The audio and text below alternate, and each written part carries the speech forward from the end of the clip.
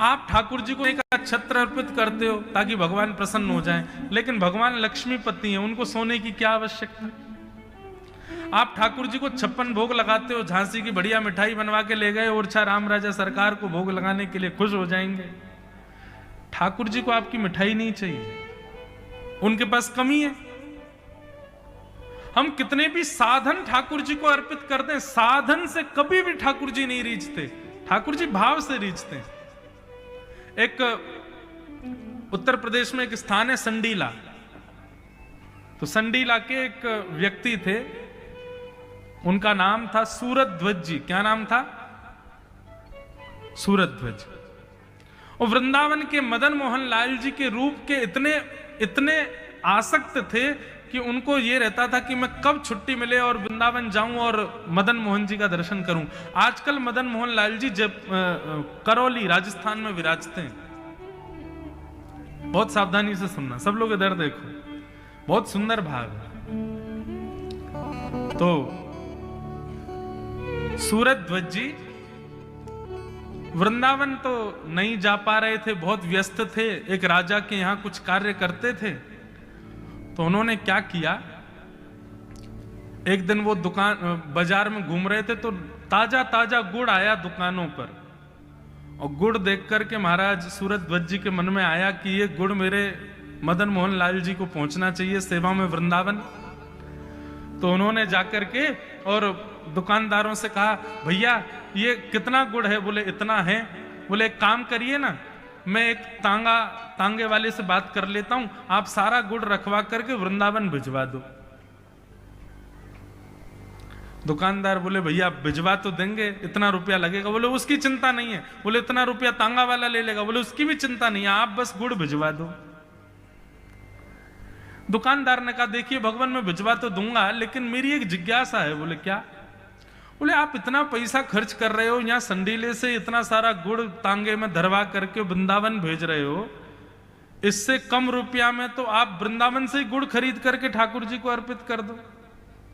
और कोई संडीले में कोई बहुत प्रसिद्ध गुड़ होता है ऐसा भी नहीं है, सामान्य गुड़ है, बस हाँ ये संडीले का गुण है। आपको यहां से क्यों भिजवाना, इतनी दूर वृंदावन 3 दिन लगेंगे, और इतनी मेहनत करके इतना पैसा खर्च करके आप वृंदावन से किसी को बोल दो कि भाई वृंदावन कोई जा रहा हो, वहां से गुड़ खरीद के ठाकुर जी को अर्पित कर दो। बोले तू नहीं जानेगा, मैं ठाकुर जी का प्रेमी हूं, और प्रेमी अपनी वस्तु जब भेजता है तो प्रेमी के द्वारा दी गई वस्तु चाहे वो कैसी भी हो वो बहुत प्रिय लगती है, वो कैसी भी हो बहुत प्रिय लगती है।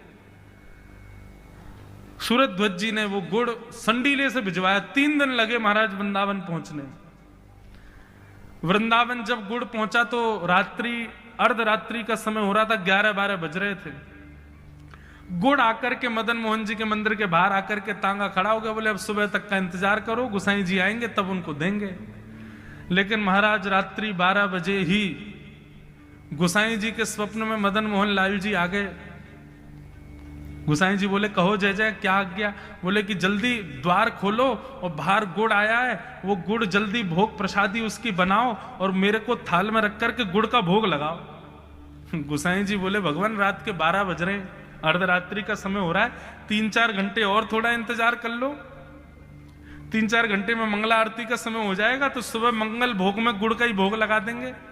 अब 3-4 घंटे के लिए मुझे नहाना पड़ेगा, पूरा मंदिर साफ करना पड़ेगा, रसोई घर में सफाई करनी पड़े, फिर आपको उठाऊंगा, गुड़ लाऊंगा, भोग लगाऊंगा। भगवान इससे बढ़िया तो आप प्रतीक्षा कर लो 3-4 घंटे। तो मदन मोहन लाल जी रोने लगे स्वप्न में।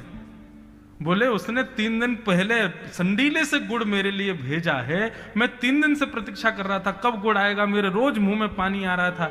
बोले तुम रोज मेरी सेवा करने आ रहे थे तो तुमको लग रहा था ठाकुर जी को इतना पसीना नहीं, मुंह में से लार टपक रही थी मेरे, कब गुड़ आवे, कब मैं उसको पाऊं।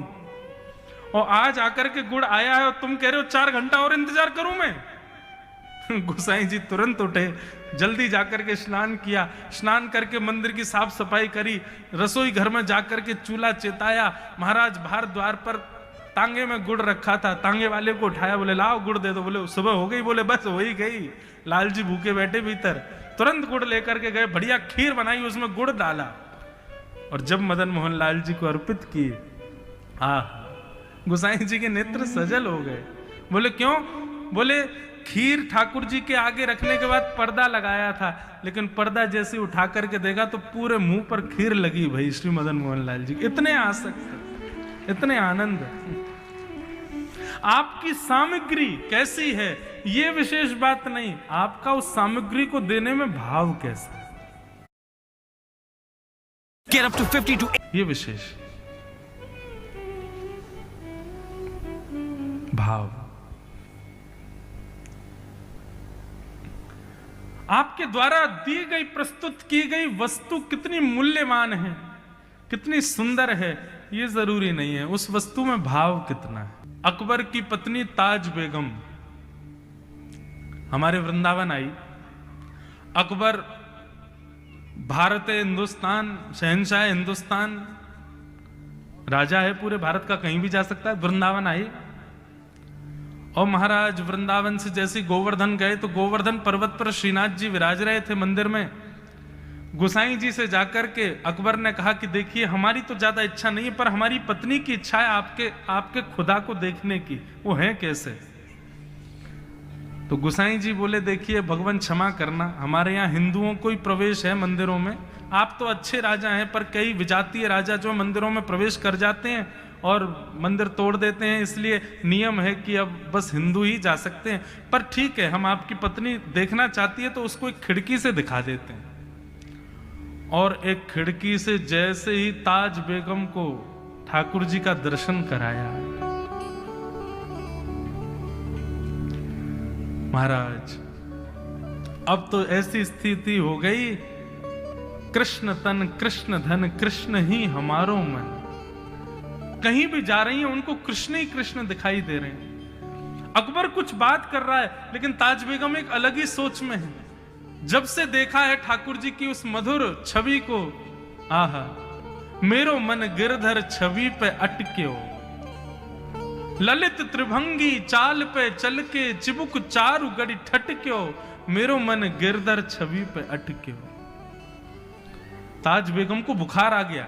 बड़े बड़े वैद्यों ने, बड़े बड़े चिकित्सकों ने, हकीमों ने आकर के उसको ठीक करने का प्रयास किया, लेकिन ज्वर दूर नहीं हुआ। तो एक दिन ताज बेगम ने अपने पति अकबर से कहा मेरा ज्वर दूर नहीं होगा ऐसे। बोले क्यों? बोले ये प्रेम का ज्वर चढ़ा है। अकबर बोले किसके प्रेम का? बोले वृंदावन चंद, वृंदावन बिहारी लाल के प्रेम का है। मैं आपसे प्रार्थना करना चाहती हूं, मुझे वापस वृंदावन भेज दो, मैं सदैव उनको देखना चाहती हूं बस। ताज बेगम का एक पद है, उसमें वो क्या कहती हैं? सुनो दिल जानी मेरे दिल की कहानी। जब ताज बेगम वापस वृंदावन आई और वृंदावन आकर के ठाकुर जी का जब उसने दर्शन किया, तो कई लोग ताज बेगम को मंदिर जाने से रोकते थे, मंदिर में प्रवेश नहीं करने देते थे। तो ताज बेगम क्या करती थी? द्वार पर बैठ जाती और दर्शन करके आने वाले लोगों से पूछती कैसे लग रहे हैं ठाकुर जी। कोई कहता आज नीली पोशाक पहनी है, ऐसा मुकुट पहना है, ऐसे कानों के कुंडल हैं, ऐसे हाथों के कड़ूले हैं। तो रोज रोज पूछते पूछते अब ताज बेगम पता है क्या करती? बाहर की रेत में बैठ करके एक सीख से ठाकुर जी की छवि बनाती और अंदर से दर्शन करके आने वाले दर्शनार्थियों से पूछती 2 मिनट मेरे साथ आइए ना, साथ ले जाके पूछती क्या भीतर जो ठाकुर जी बैठे हैं वो ऐसे दिख रहे हैं? और जैसे ही वो व्यक्ति उस धूल में बनी हुई चित्र को देखता, बोले बिल्कुल ऐसे ही दिख रहे हैं। ताज बेगम कहती अब मेरे चित्त को शांति है। ताज बेगम दर्शन नहीं कर पाती है, बाहर बैठी बैठी केवल चिंतन करती है। आज नीली पोशाक होगी, सिर पर लाल पाग होगी, गले में मोतियों की माला होगी, थोड़े थोड़े चंदन लगा रखे होंगे, घुंघराले केश होंगे, ठाकुर जी ने आज खस का इत्र लगाया होगा। और फिर ये सब सोच के दर्शनार्थी से बोलती भीतर जाके जरा बताइए ना आज ठाकुर जी कैसे। वो आके बताता आज ठाकुर जी ने नीली पोशाक, लाल पाग, खस का इत्र, मोती की माला। बस ये सुनते ही नाचने लग जाती। सुनो दिल जानी मेरे दिल की कहानी, तेरे हाथ हूँ बिकानी, तेरे हाथ हूँ बिकानी, बदनाम भी सहूंगी। सुनो दिल जानी। नंद के कुमार कुर्बान तेरी सूरत पे, हूं तो मुसलमानी हिंदुआनी भी रहूंगी, सुनो दिल जानी मेरे दिल की कहानी, तेरे हाथ हूँ बिकानी बदल नाम भी सहूंगी, सुनो दिल जानी। ऐसी ताज बेगम ठाकुर जी के ताज बेगम का चरित्र पढ़ के हमने भी एक बार प्रयास किया। 2020 की घटना है। 2020 में नाथद्वार में कथा हो रही थी, नाथद्वारा राजस्थान। हमारे लाल जी का उत्सव, श्री गिरधर लाल जी हमारे सेवा के ठाकुर जी छोटे से सीधे हाथ, उनका हर वर्ष उत्सव होता है। इस बार द्वारिका में है, 11 से 17 जनवरी द्वारिका गुजरात में। पूरे भारतवर्ष के संत आते हैं और महाराज सुबह कथा होती है, शाम को खूब उत्सव होता है। आप भी झांसी के लोग जो जो आ सको, सबको हमारा निमंत्रण, सब लोग पधारो। और जिसका भी आने का मन बन रहा हो वो हमारे किसी भी कार्यकर्ता से बात कर लेना, आपकी सब व्यवस्था वहां हो जाएगी। तो हमारे ठाकुर जी का प्रथम जन्मोत्सव हो रहा था नाथद्वार में, राजस्थान में। तो हमारे ठाकुर जी का श्रृंगार करके सुबह सुबह में 9 बजे कथा होती थी, 9 बजे मंच पे आ जाता था और कथा पूरी होती थी 1 बजे। तो तब तक मंदिर बंद हो जाता था, श्रीनाथ जी का मंदिर।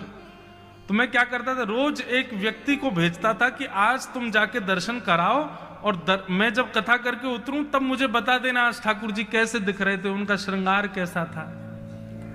तो ताज बेगम तो सोचती थी कि ऐसा होगा, हम सोचते नहीं थे। हम अपने लाल जी का श्रृंगार करते थे। तो पहले दिन ठाकुर जी को लाल वस्त्र पहनाए, मोतियों की माला पहनाई, सिर पर मुकुट पहनाया, कानों में मकराकृत कुंडल पहनाए, पीछे थाड़ा वस्त्र पहनाया और ऊपर मोतियों की हटरी बना दी ठाकुर जी के। ऐसा कोई मन में भाव नहीं था कि ताज बेगम की तरह हमको भी देखना है कि मैच हो रहा है कि नहीं। बस मंच पे आए, कथा कहने लगे। कथा के बाद में कथा से उतर करके वो बालक जो दर्शन करने के लिए जाता था उससे पूछा मैंने कि आज ठाकुर जी का मंदिर में दर्शन कैसा था। बोले महाराज जी आज ठाकुर जी ने लाल पोशाक पहनी है, सिर पर मुकुट पहना है, मोतियों की माला पहनी है, कानों में मकराकृत कुंडल पहने, पीछे थाड़ा वस्त्र और मोती की हटरी में ठाकुर जी बैठे। अरे मैंने कि पगले हमारे ठाकुर जी नहीं, श्रीनाथ जी के बारे में बताओ। वाह, ये है ग्राम सिंह, इनका भी कोई भजन होगा इसीलिए आ गए कथा में। तो मैंने कहा भाई मंदिर के ठाकुर जी का दर्शन बताओ, ये तो तुम हमारे ठाकुर जी का बता रहे हो। बोले नहीं महाराज मैंने आपके ठाकुर जी देखे नहीं, मैं तो मंदिर के ठाकुर जी का बता रहा हूं। मैंने कहा यार ये एक जैसे कैसे हो गए। शाम को फिर जब हम उत्थापन में 4 बजे दर्शन करने गए तो ठाकुर जी बिल्कुल वैसे ही जैसे हमारे लाल जी। मैंने कि चलो आज तो तुक्का लग गया, कल देखते हैं। दूसरे दिन हमने ठाकुर जी को पीली पोशाक पहनाई, सोने की मालाएं पहनाई, सिर पर मुकुट ना धरा के पगड़ी पहनाई, पगड़ी पहना करके आज ठाकुर जी को शीशे की हटरी में बैठाया, शीश हटरी। कथा करने के लिए गए, कथा के बाद बालक खड़ा था। मैंने कहा हाँ भाई आज श्रीनाथ जी कैसे हैं। बोले महाराज जी आज ठाकुर जी ने पीत वस्त्र पहने हैं, स्वर्ण के आभूषण पहने हैं, सिर पर पाग पहनी और आज ठाकुर जी शीशे की हटरी में बैठे। मैंने कहा भैया ऐसा मत बोल भाई, ये तो बिल्कुल हम सुबह ठाकुर जी का जैसा श्रृंगार करते मंदिर में भी वैसा ही हो रहा है। तीसरे दिन हमने फिर कहा, मैंने कि लाल जी यदि आज आपका श्रृंगार एक जैसा हुआ तो मैं समझ जाऊंगा कि हमारे उत्सव से आप प्रसन्न हो। तो तीसरे दिन हमने वो श्रृंगार किया जो उस ऋतु में होता ही नहीं है। क्या?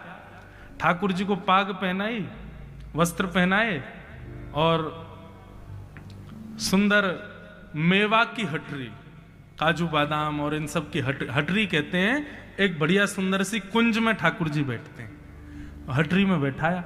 और उसके बाद हमने क्या, श्रृंगार हो गया था लेकिन दोबारा गया और दोबारा जाकर के फिर मैंने पगड़ी के ऊपर सेहरा और बांध दिया। मैंने आज दुल्हा बनाओ इनको। अगर आज सेहरा पहना होगा श्रीनाथ जी ने तो समझ जाएंगे हमारे उत्सव से लाल जी प्रसन्न है। कथा में मेरा मन कम लगे, मेरे को यूं ही लगे कब 1 बजे कब मैं पूछूं। और 1 बजते ही महाराज मैंने जैसे ही उससे पूछा, अब तो मेरी आंख तो पहले ही भर आई थी। मैंने कि इतनी विषम परिस्थिति में हूं, यदि ठाकुर जी का वैसा श्रृंगार नहीं होगा तो कष्ट बहुत होगा, और सेम श्रृंगार हुआ तो इतने आनंद होगा कि कहीं प्राण नहीं निकल जाए। मैंने कि बता भैया आज ठाकुर जी कैसे लग रहे हैं? उसने कहा महाराज जी आज ठाकुर जी लाल हटरी में बैठे हैं, अलग हटरी हमारी मेवा की थी। मैंने कि अरे आज तो अलग हो गया। बोले आज ठाकुर जी ने ऐसा श्रृंगार किया है, लेकिन आज विशेष ये था कि आज ठाकुर जी ने पाग के ऊपर सेहरा पहना हुआ है। ओ महाराज जैसे ही सेहरा की बात सुनी, मैं सही बताऊं 2 मिनट तो नाच लिया उसके साथ। मैंने कि भैया गले लग जा, आज तो इतने प्रसन्न है, ठाकुर जी प्रसन्न है हमारी सेवा से। कभी बंधु ये सब कर सकते हैं। कभी ओरछा जाओ, राम राजा सरकार के पहले दर्शन करने से पहले ही सोच लो ठाकुर जी आज यदि आपके श्रृंगार में ये में से कुछ भी एक यदि मिल गया तो हम समझ जाएंगे कि दर्शनार्थियों में सब दर्शनार्थी आपको देख रहे थे पर आपने हमको देखा। सोच के जाओ पहले से, आज ऐसी माला होगी, आज ऐसा पाग होगा, आज प्रसाद में ये होगा, कुछ भी 4-5 बात सोच लो, एक आध तो मिल ही जाएगी। 4-5 मिल जाए तो बहुत बड़ी बात। और देखना भैया जैसे ही राम राजा सरकार का दर्शन करोगे, एक भाव भी आपका मिल गया, आंसू रुकेंगे नहीं आपके, इतना आनंद होगा, लगेगा कि राम जी गोद में ही आ गए, हमारे हृदय से ही लग गए। ऐसे बीच बीच में कभी इन भावों से अपनी भक्ति की परीक्षा लेते रहा करो।